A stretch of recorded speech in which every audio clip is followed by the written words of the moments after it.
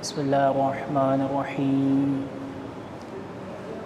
الحمد للہ رب العالمین وصلی اللہ علی سیدنا و مولانا ابی القاسم محمد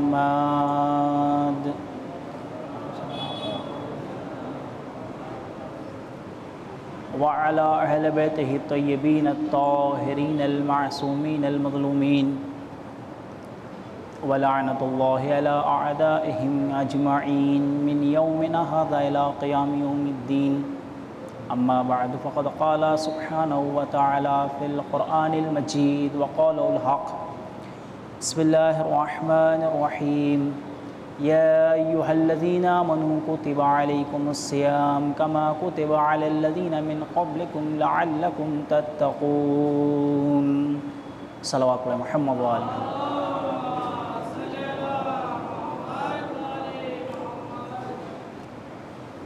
جس آیہ کریمہ کو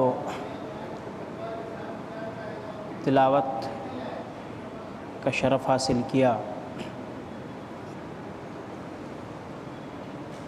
اور مسلسل آپ حضرات کی خدمت میں اس آیہ مبارکہ کے ذیل میں اس مہینے کی عظمت اور روزوں کی فضیلت، روزوں کے فلسفے کے بارے میں کچھ مطالب آپ حضرات کی خدمت میں پیش کیے جا چکے ہیں اور انشاءاللہ پیش کیے جائیں گے. اس آیہ کریمہ میں پروردگار عالم نے ایک ندا دی ہے مومنین کو، ایک آواز دی ہے مومنین کو کہ یا ایھا الذین آمنو، اے ایمان والوں، اے صاحبان ایمان. آپ دیکھیں، غور کریں کہ پروردگار عالم نے اپنے خاص بندوں کو ندا دی ہے اور عرفاء کا قول ہے کہ ندا آواز یعنی محبوب کی آواز، اس کی ندا ساری تھکاوٹوں کو ختم کر دیتی ہے، مشکلات کو ختم کر دیتی ہے، تکلیفوں کو ختم کر دیتی ہے. آج اگر کوئی کسی سے محبت کرنے والا ہو اور اس کا محبوب اس کو آواز دے، آپ کیفیت ملاحظہ فرمائیں کہ اگر محبوب آواز دے تو کیا عالم ہوتا ہے محبت کرنے والے کا. تو اب یہ جو صدا ہے، یہ ندا جو ہے وہ کس کی ہے؟ وہ اس کی ہے کہ جو 70 ماؤں سے زیادہ محبت کرتا ہے. کہ یا ایھا الذین آمنو، اے ایمان لانے والوں. آپ غور کریں کہ جیسے ہی یہ جملہ ہمارے لیے پروردگار عالم نے فرمایا، ساری تکلیفیں ختم ہو گئیں، ساری مشکلات جو عبادتوں میں انسان اس مہینے میں برداشت کرتا ہے کیوں ختم ہو گئی؟ کہ پروردگار عالم کا خطاب مجھ سے ہے.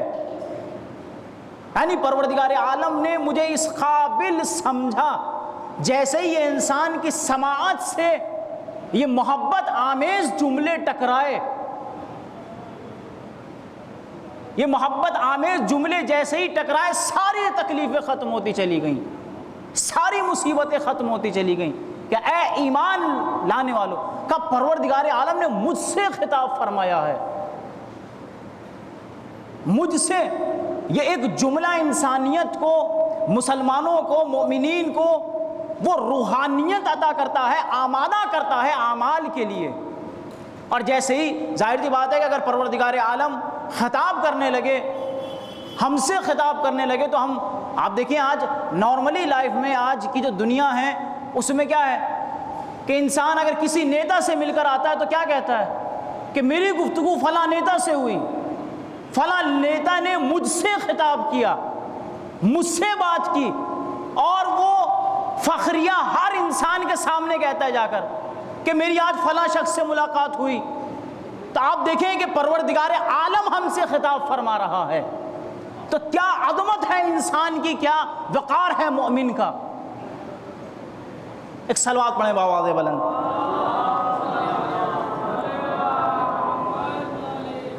اور باقاعدہ اہل بیت علیہم السلام کی یہ سنت تھی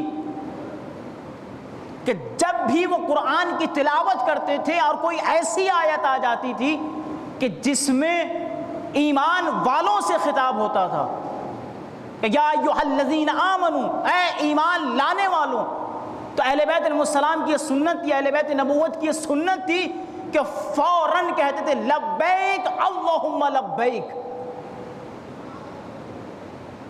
کہ لبیک اللہم لبیک، کہ پروردگار عالم نے ہم سے خطاب فرمایا، تو فوراً ان کی آواز کے اوپر لبیک کہا جاتا تھا قرآن کی تلاوت کو روک کر.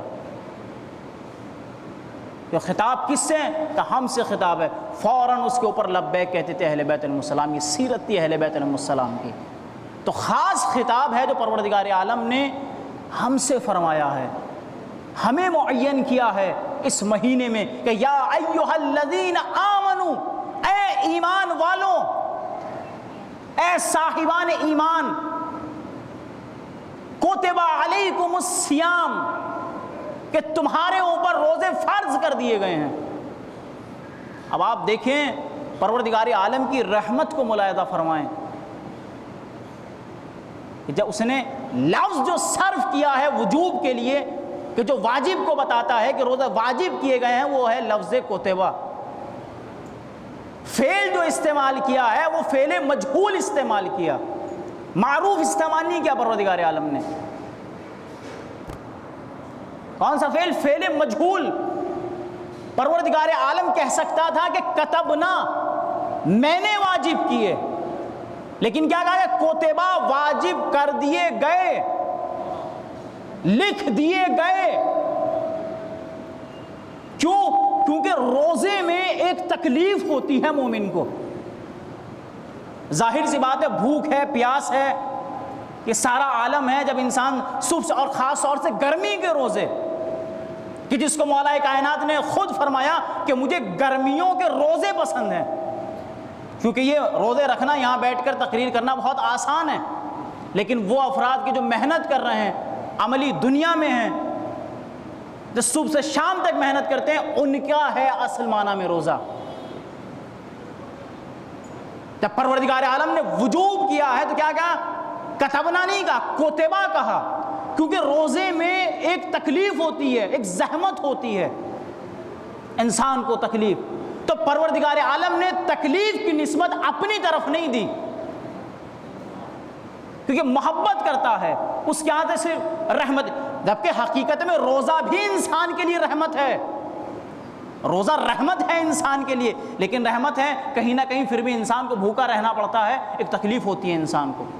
لیکن اس کے برخلاف جب کہا، جب رحمت کا مسئلہ آیا، جہاں رحم کا مسئلہ آیا، اس کی نسبت پروردگار عالم نے اپنی طرف دی ہے، اور وہاں پر مجہول نہیں سیگا بلکہ معروف استعمال کیا.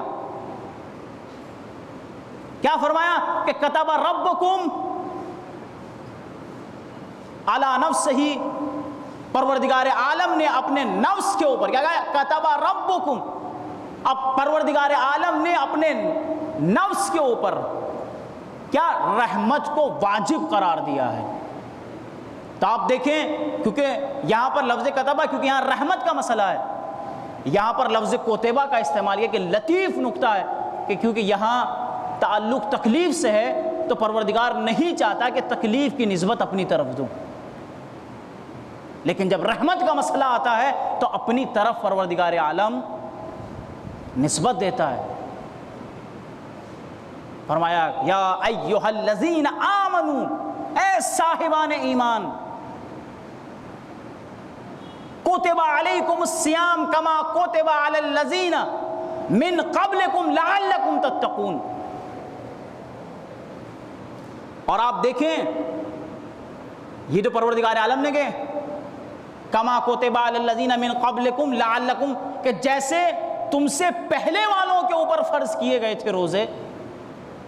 پروردگار جانتا ہے روزہ ہے، تکلیف تو ہے، زحمت تو ہے، مومن کو پریشانی تو ہوتی ہے، لیکن آپ غور کریں کہ پروردگار عالم باقاعدہ حوالہ دے رہا ہے. یہ حوالہ دینا کہ جیسے تم سے پہلوں پر فرض کیے گئے تھے، یہ بھی ایک رحمت ہے. یعنی کیا مطلب؟ پروردگار عالم بتانا یہ چاہ رہا ہے کہ تم سے پہلے والے بھی رکھ چکے ہیں، تم بھی رکھ سکتے ہو روزے، تم سے پہلے والے رکھ چکے ہیں، تم بھی رکھ سکتے ہو روزوں کو۔ ایسا نہیں کہ یہ تکلیف ہم نے تمہیں ہی دی ہے۔ اور جب آدمی کے ذہن میں یہ نفسیات ہیں، آدمی کے جب پتہ ہے کہ ارے بھائی یہ کام تو فلاں لوگ بھی کر چکے ہیں، تو یعنی ہم بھی کر سکتے ہیں۔ یعنی اگر جناب موسیٰ کی امت روزے رکھ سکتی ہے تو امت محمدی کیوں نہیں رکھ سکتی؟ ہم بھی روزوں کو رکھ سکتے ہیں۔ کیوں؟ آپ دیکھیں، اور ایک جملہ بھی ہے حکماء کا کہ جب بلا مصیبت عام ہو جاتی ہے تو پھر وہ بلا اور مصیبت کا احساس نہیں رہتا، کہ جب ہمیں پتہ ہے کہ اس سے پہلے بھی رکھ چکے ہیں روزے افراد کچھ، تو ہم بھی رکھ سکتے ہیں، یہ عام ہے یہ چیز، تو یہ احساس دلا رہا ہے، یہ رحمت ہے، اس کی شفقت ہے پروردگار کی کہ تم بھی رکھ سکتے ہو روزے، کیونکہ اس سے پہلے والی امتیں رکھ چکی ہیں۔ تو پریشان مت ہونا کہ ہم نے تمہارے اوپر روزے واجب کر دیے ہیں۔ تو کیا ہے؟ یہ بھی ایک رحمت کا پہلو ہے پروردگار عالم۔